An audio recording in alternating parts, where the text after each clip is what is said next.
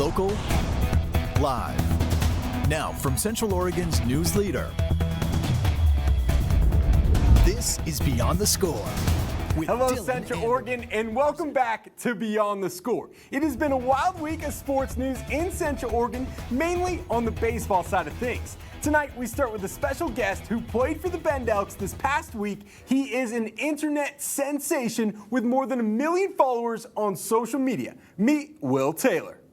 Okay, I've wanted to play for the Elks ever since I was a kid. My dad's from Bend. I lived here for like 2 years when I was a kid. So I went to like a Bend Bandits game back in the day, dude. So I'm really excited for this. It'll be cool. Will Taylor, a content creator with the Baseball Bat Bros, has built a massive following in the baseball world. And last week, he lived out a dream, suiting up for the Bend Elks. Yeah, it's wild, man. Like Bend and especially Gena has become home. Like people see this field online, not even in our videos, and they'll see like Bat Bros Field. Oh, that's the Bat Bros Field. So it's been so cool to see like, you know, how much attention it's brought to Gena and to the Elks, and they've been such a great partner to us, man. And it's such a blessing to be able to call this place home, and to play a game here tonight is going to be really fun. And it's been like, especially honestly coming from Portland, it's been so refreshing to experience so much love from the baseball community.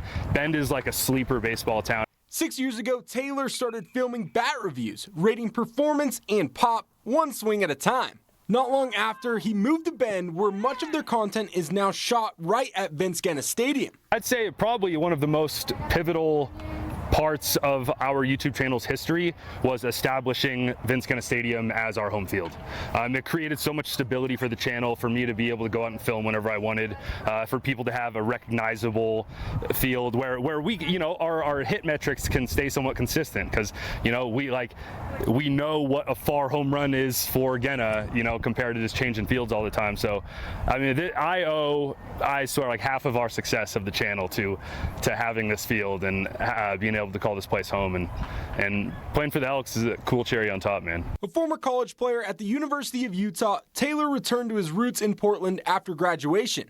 In his channel, Baseball Bat Bros reignited his love for the game. Since then, he's been back in the cage, crushing baseballs and building a community around the sport he never stopped loving. I really fell back in love with the game when I started doing YouTube content, because I feel like a lot of people that play college baseball get kind of burnt out, and it becomes tough, and you realize you fall out of love with the game, just not necessarily because of the game itself, but circumstances around the game, politics around playing time, career logistics and all that, trying to figure out what you want to do with the rest of your life. So being able to enter back into a relationship with baseball where I'm just playing baseball in its purest form has been so sick. And it wasn't even really like a plan. This wasn't like a big, brilliant business idea. This was just a happy accident that we started doing for fun, and people started watching. And I'm just genuinely really passionate about it. I think that's what people kind of latched onto. So I keep doing it because I love it, and people like to watch it, which is crazy to me. But as long as they keep watching, we'll keep going, man. Especially just BP and stuff. I can do this till I'm 45, bro. We got a couple decades in the tank still. So how does someone become a content creator?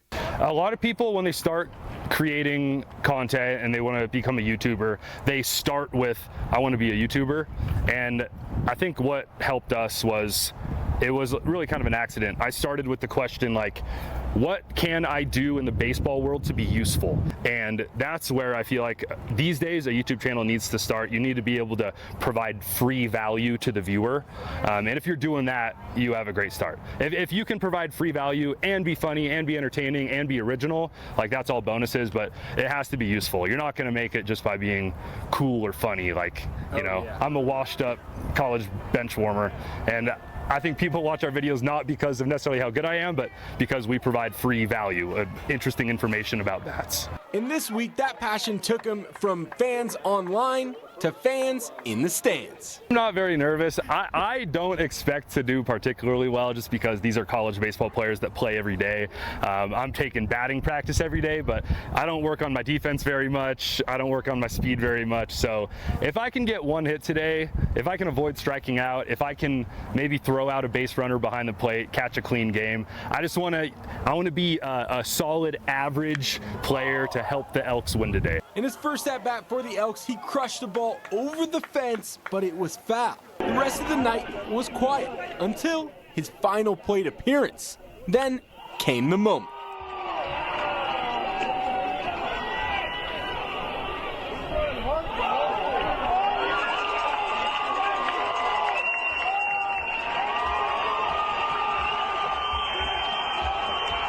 An inside-the-park walk-off home run to cap a dominant win for the Bend Elks. It was a storybook finish. His playing days for the Elks may be done, for now, but Taylor's mission continues, sharing the game with the next generation, one video, one swing, and one story at a time.